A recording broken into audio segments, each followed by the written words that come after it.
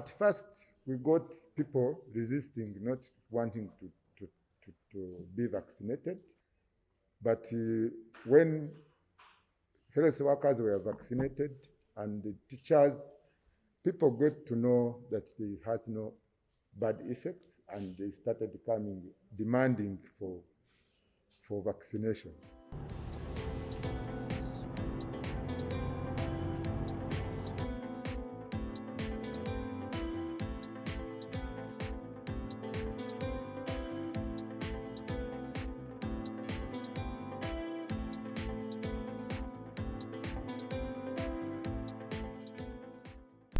Nabitereze kandi ngabo umuntu umumbo kubanza abo kuba nibatugambira gukora aho rumuranga rwa government oroke buguzi wakucara urebe cyangu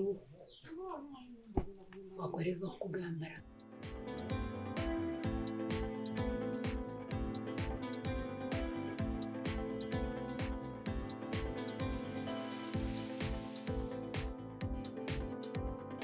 batakatereze bukatobo nani mbashaba ngo bagire ubwira bagende bateze abo kubamagara nigacira magana.